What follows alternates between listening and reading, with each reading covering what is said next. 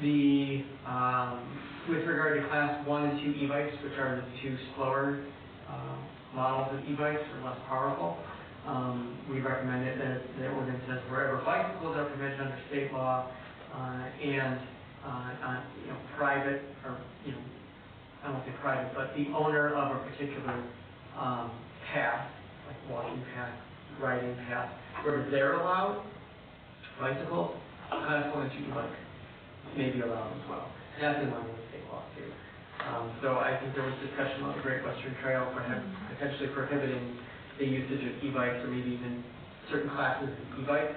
If the owner of that trail says that they cannot be used, or particular e-bikes could not be used there, one and two, then that would also be in line with the village code, would have to follow that. We'll probably make a change to say that Class 3 e-bikes are banned on any paths that are under the village's jurisdiction. You have a decent amount of paths that are privately held, Foxville for instance. There will likely be privately held paths that are proposed in the area that is supposed to be annexed as well. So we'll make that change. And then just probably some minor changes to the penalty language. But other than that, this is really a general framework of what an ordinance would look like.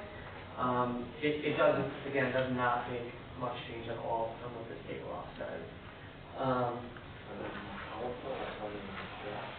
Gas-powered bicycles are actually addressed in the Illinois Vehicle Code.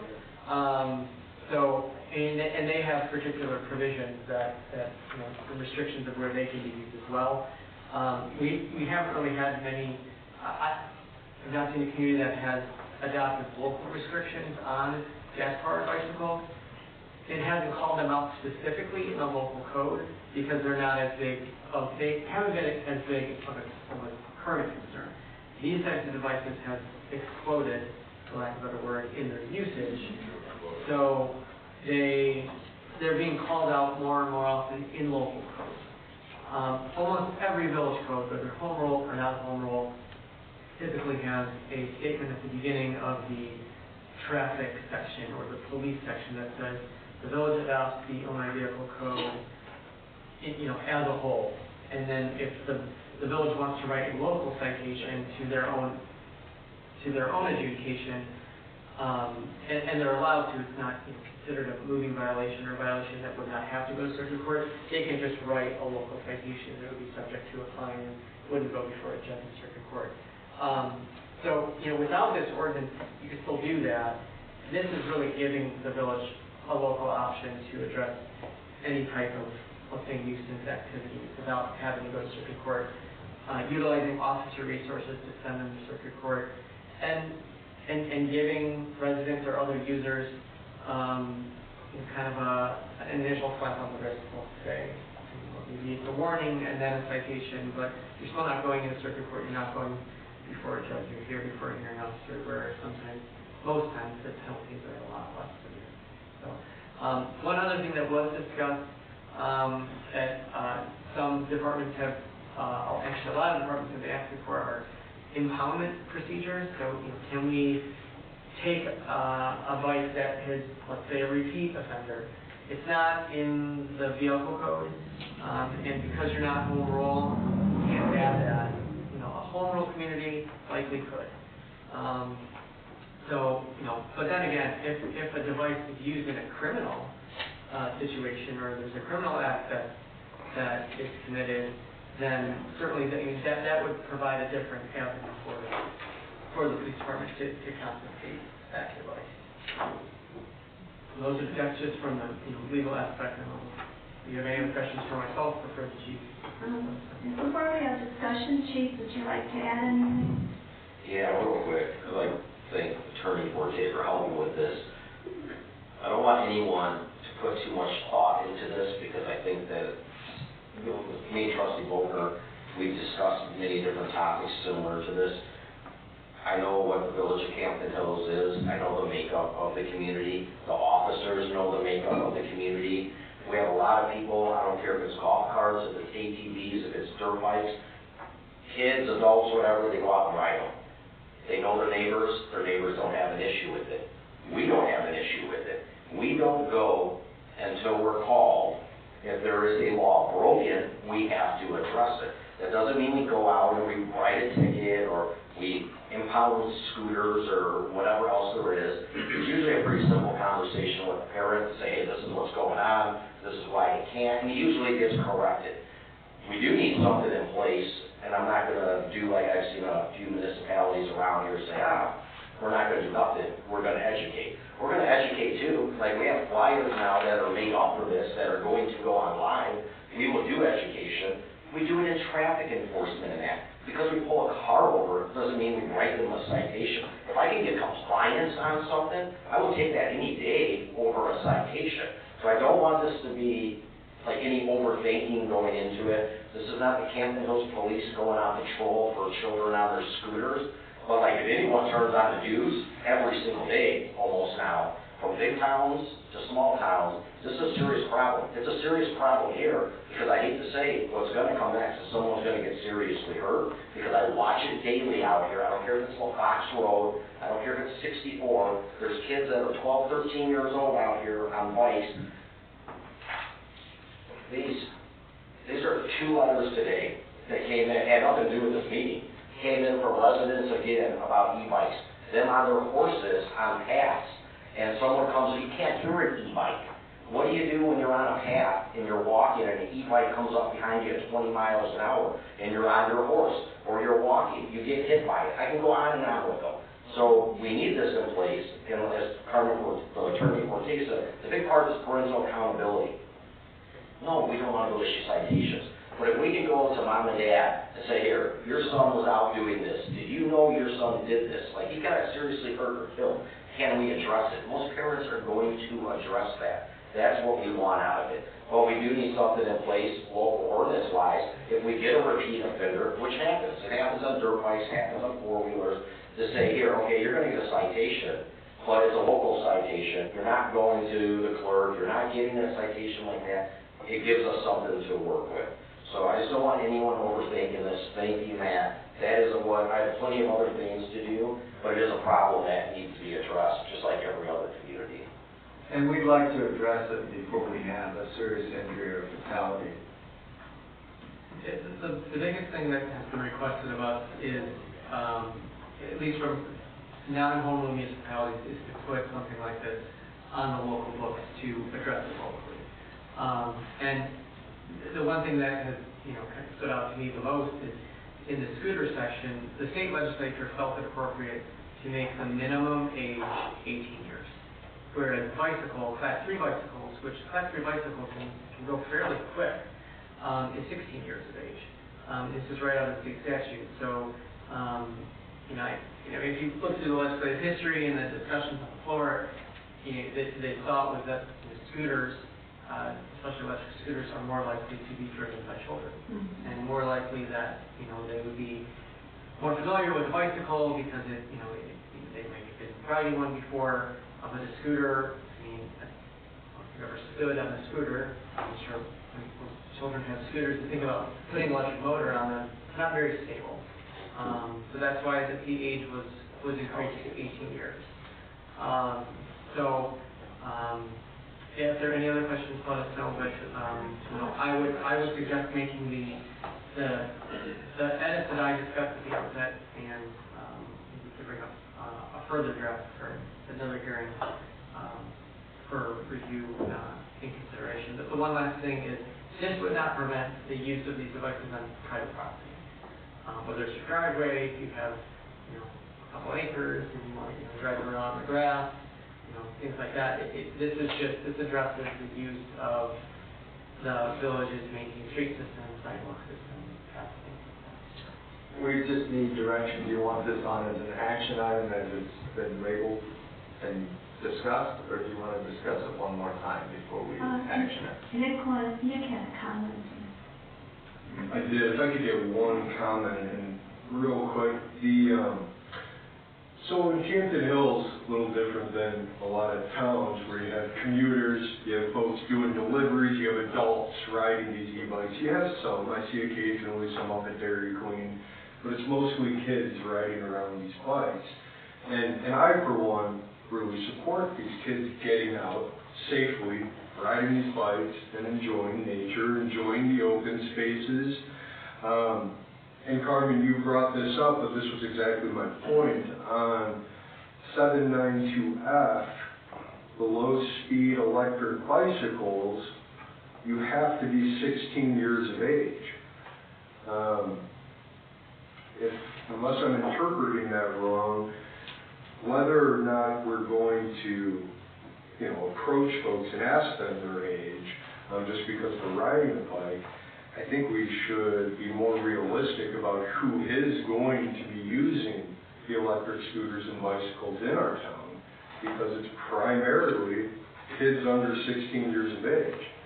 So, this is basically saying that all the kids who have bikes and scooters, because scooters, you have to be 18. So you have to be pretty much moving out of the house and going off to college before you can ride an electric scooter in Camden Hills.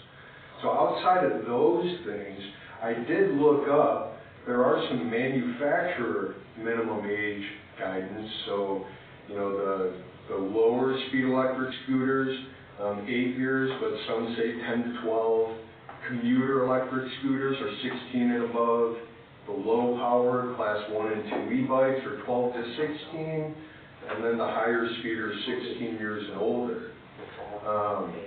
So my suggestion or criticism would just that we are realistic about our limitations on the ages for who is actually using them, without limiting what you're trying to accomplish with the ordinance. That was kind of my one observation, so I'd love to hear your feedback on that. I'll let Attorney Forte, this goes to state law. Yeah, just one thing to point out, the provision in 792,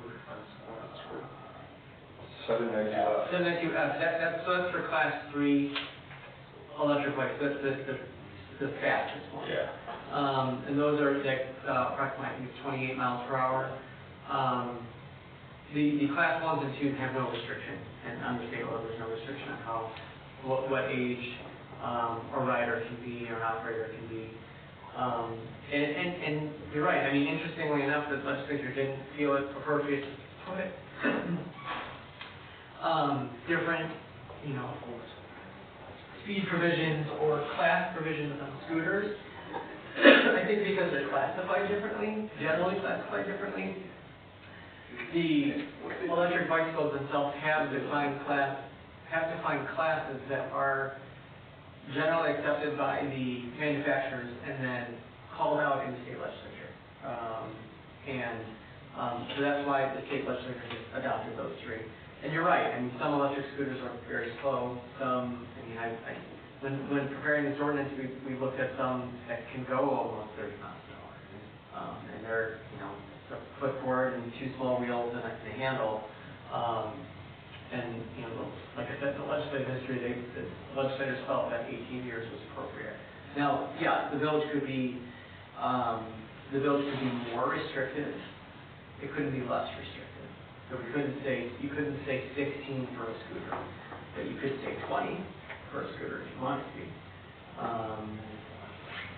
But I'm just saying that's what the state legislature has left us with, based on home rule versus non-home rule authority. Can you just remove it completely and not specify an age?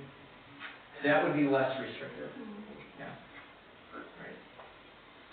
So what's the thought on that? Because pretty much when you're going around, the kids riding these bikes and scooters, am I right or am I wrong? They seem to be under 16. I think we're slightly, again, I completely get what you're saying on this, but to put it in perspective, to like what Attorney Forte said, think when you're in your car and you're doing 30 miles an hour. First of all, we have subdivisions, the majority of them have speed limits under 30 miles an hour. Me personally, both my children are older now, and we're not about my child doing 30 miles an hour anywhere. Like, I don't care what that's insane to me. So, I completely understand what you're saying. I agree with it. I support it. We are not going out there for the kid on, the low speed, that is not the purpose of it. But, for that age thing, for someone to be on a scooter or a bike that's doing 30 miles an hour, I don't know if we're necessarily necessarily put that into perspective, what, 30 miles an hour? Like, listen, we get on our four-wheelers, you get on your dirt bikes, you put your helmets on, you do all this stuff. Most of these kids we're seeing on these that are doing these speeds, none of them have helmets on. We can't, as we've already discussed, we can't enforce like a helmet policy to say they must have a helmet. So I think for this one, this class of bike, I think is a good one. But again, this is only being used for those situations where we would have to use it. This is not, it's not a blanket thing for us. So I think for that one, it's perfectly suitable at something that can go almost 30 miles an hour. That is my concern on it. Okay. One last comment, Therese, and then we'll take a consensus if you want us to put the ordinance together. Just one last comment. A lot of times I see two kids on a scooter. Oh, yeah. Is that something that should be spelled out, that when kids are allowed on a scooter, it's one kid per scooter? Sounds silly, but that seems so dangerous to me. I just, I think that's in there on state law. Is it in here? I didn't think I Right, saw it's it. under state law, I think it is. If you look at 793H, it does say that scooters cannot carry more than one person. Got it. More than one person. Okay. Thank you. And that's one that scared me too, Teresa.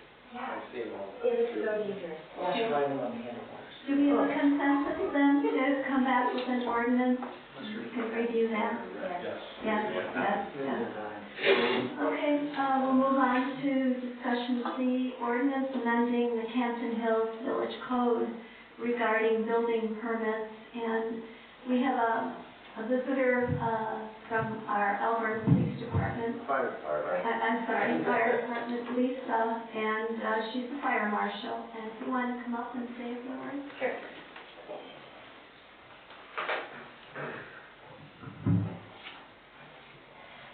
Basically, I just wanted to comment that for some of the permits that that's being proposed to be taken away, I would just be careful with taking away any permits that could have like a life safety factor with it. Things where people should be following the code as far as like electrical or mechanical code. Our biggest thing for causing fires is electrical, so like taking out something that's like a water heater. I just think having the professionals put them in is just something that is important. If you take out the requirement for a permit, then most people probably won't do it. If you keep the requirement in, there's still going to be people that will, do the DIY themselves. But at least if you have the requirement, maybe more people will have a professional put it in, and that could cut down on, the amount of fires we're getting from something like that. As far as like replacing like boards or posts, for like certain desks, small things, no, I don't see our need for a permit for that. But if you're building like a deck or you're building an addition onto the house, things like that should, still be required to have a permit so that life safety factors are taken into consideration.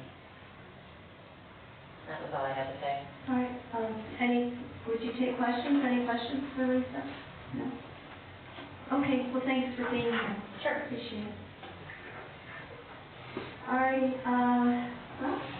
So we're on ordinance amending the Hampton Hills Village Code regarding building permits. Do you want to go through it page by page? Or? Well, I can just say we prepared our office for helping with this one, in addition to the scooter ordinance, to put together an ordinance based on both the comments that occurred at, I think it was 2 meetings ago, and Trustee Voter's spreadsheet and work. So this was our draft of that ordinance. Everything that is being changed in the village code is underlined and in red, either included or struck out. So if we didn't capture everything, let us know, and obviously we can make more changes. That's the one that was circulated? That's the one that's in the packet. Okay. All right. So do we want to go through it page by page, or how do you want to handle it? No? Gotcha. Mm-hmm. I feel we had a lot of discussion about it, and so unless anyone else has a specific issue that they'd like to address, I'd really like to move this forward towards action. This is our third or fourth meeting on it. And so we had changes and improvements which are all welcome. But I think it's time to move the issue to action. Does that mean next meeting? Has everybody had a chance to go through what was handed out, was attached to the packet? Is this request to do action tonight? No. Okay. No, so, all right. So we'll have a consensus, we'll bring this back, and we'll go through item by item. Is that what you would like? Happy to do that. Okay, Now, forward that. okay. Perfect. We had Right. consensus, Another put it on consensus. action for the next meeting, and there'd be possible, if you have an objection, please send it with the reason ahead of time so we can make the discussion cleaner and more straightforward. All right. Moving on, any additional items from president, trustees, attorney? And I have the opportunity to have Jim Brown present, and I'd like him to touch on what the planning and zoning is doing vis-a-vis the affordable housing plan and why we couldn't just do an amendment like we did last year and send it in to be compliant. And Jim, if you'd explain, we're out of compliance, but All right, so, a little background, I'm not sure how much you know about the Illinois Affordable Housing Planning and Appeal Act. It was originally passed in 2003. It's been amended a couple of times, most recently 2023. And there's a list that comes out about every 5 years of local governments that do not have a 10% threshold of affordable housing. And we've been on that list. It's called the non-exempt local government list. We've been on it since at least 2015. And our plan dates from 2015. So first of all, there's a requirement to update the plan every 10 years. And secondly, the 2023 amendments to the Act now have different requirements for communities that have previously been on that NELG list. So some of the percentages have changed, so that's what we're going through. We had an initial look at some revisions to the plan, and then the current plan quotes, quite rightly, our comprehensive plan. So I'd like really to get our comprehensive plan, the new draft passed, and then see how that would influence the language in the affordable housing plan. We were supposed to have an update done by June of this year. We missed that. We are not unique of the 44 communities on the current list of not having met that deadline. There's many communities out there. I got a panic call from a planner in another community wanting to know what we were doing. I'm personally aware of 2 other communities that have never submitted an affordable housing plan, even though they've been on the list since the inception 20 years ago. We're on the right path, and I don't think there'll be significant changes, but we do need to walk through all of this and take a look at it, and then we also have to update some of the census data in there as well. So I spoke to that earlier. and Jim, you've notified the affordable housing. Right, we did get a letter today reminding us of the June deadline, and I responded to the head of IDA and explained what was going on with some of the minutes and agendas of the meetings, that we are working on this. And it's before the planning and zoning commission, so Right. I don't think, they're not gonna send us to unaffordable housing jail. No, and a question that always comes out is There's no fine. right, what are the consequences? And under the original act, really the only consequence was if an affordable housing developer came in and submitted a plan and had to go through some type of discretionary review and you turned it down, like special use or a variance or whatever the case may be, that developer could appeal to a state board, and the state board could essentially overturn your local zoning control. So the 2023 amendment expands the people that can file that appeal. Now it's an affordable housing group. It doesn't have to necessarily be just the developer who was turned down. So it is a little more expansive. And in my knowledge, I don't think that's ever been done. I don't think there's been an appeal made to the state. The fact that we can demonstrate we're moving forward with the planning and zoning and then we get to the village board for an update, I think we're gonna be fine. I just wanted you all to know that, because you could get a contact, because you're an elected official, for enterprising outfits that are planners that offer to do this for a special price. I think you might have already received it. Yeah. So. Okay, Mike has a comment or a question? Question, clarification. Mm-hmm. If I remember, this is one of those third rail type buzzword catchwords, affordable housing. It's not Section 8, it's not. That's correct, glad you mentioned. None of that kind of stuff. If I'm remembering correctly, it's based on the median price of house in your area overall. Right, it's a complicated, we'll be here to next Friday party explaining it, but essentially, there's a couple of factors, you know, the affordable housing is normally it's like 30% of your income. So what's the median household income in that area, and then what are the housing prices in the area? That's kind of the start to the formula. And then if you're not at 10%, at 10% threshold, you go on the list. So the list is always had about 40, I think 49 when it first came out, and that's down to 44. And it's tough. It's tough for a lot of communities to even if they want to make an effort to get the land prices in some of these communities are so high. And it makes getting an affordable unit in, or developers essentially don't want to build affordable housing because the margins aren't there either. That's another issue. So.